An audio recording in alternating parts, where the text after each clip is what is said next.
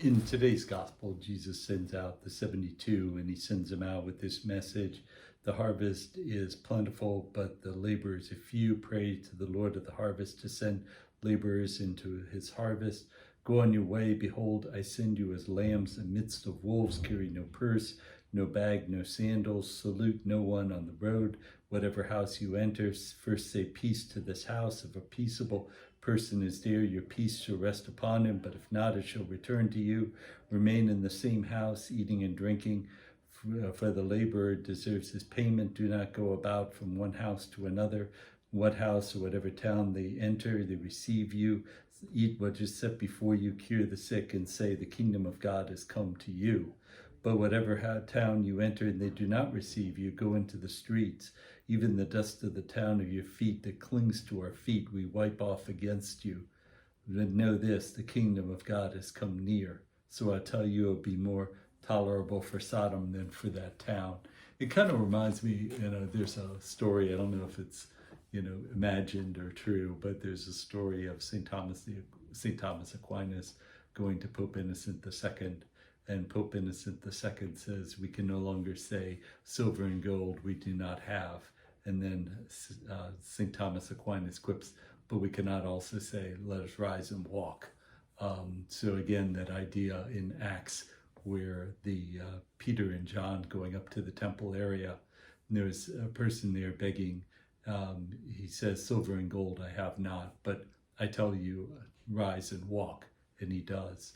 I think the thing is that with the gospel today, we see two things that in a way, in our wealth, we've kind of maybe lost or kind of got misplaced. One is that idea of the prophetic witness. When you don't have really any money, you're certainly allowed to have that prophetic witness.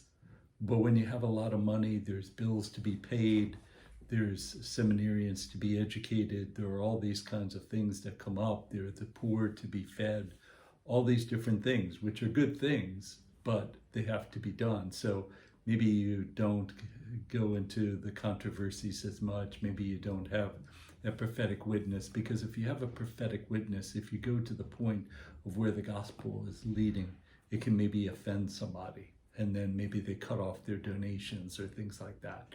So again, that idea of a prophetic witness.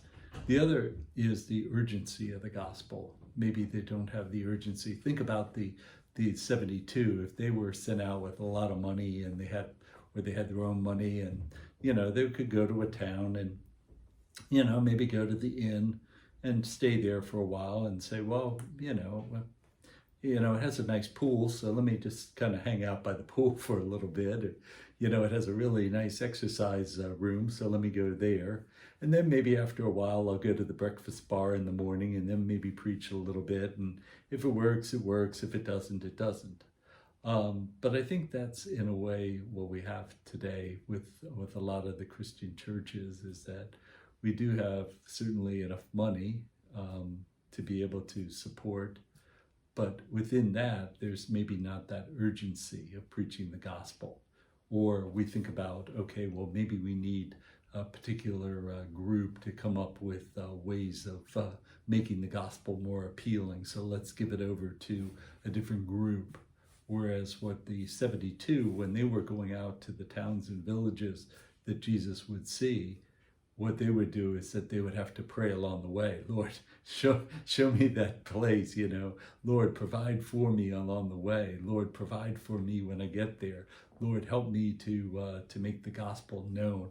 All these ways in taking it to prayer and fasting for that intercession on the part of God to help them in their ministry.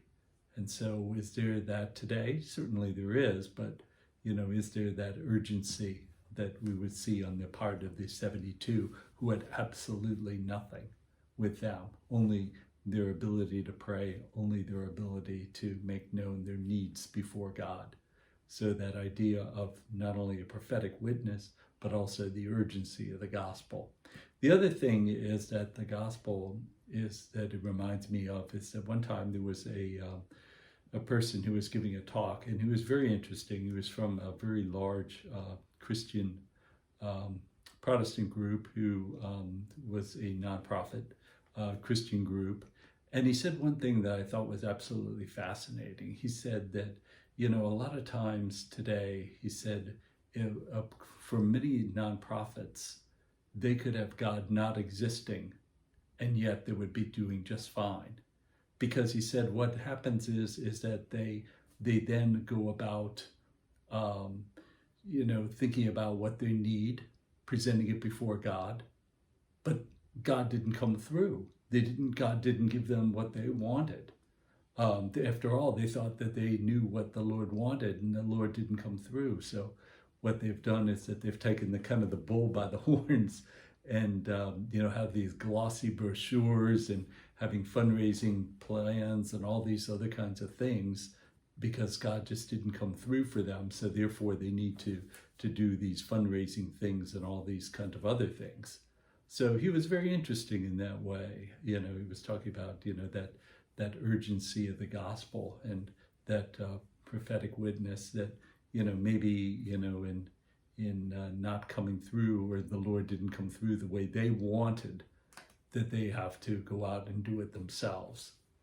But I think there is also, not to be, one-sided. I think there's also maybe a part that maybe you go too far into poverty and those kinds of things. So the Franciscan order have had many different split-offs over time as people want to get back to what was the original intent of St. Francis.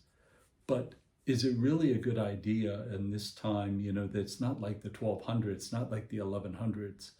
Is it really a good idea to be begging for food and going from house to house begging for food? Or is it a good idea to be thumbing rides and trying to get people to give you rides?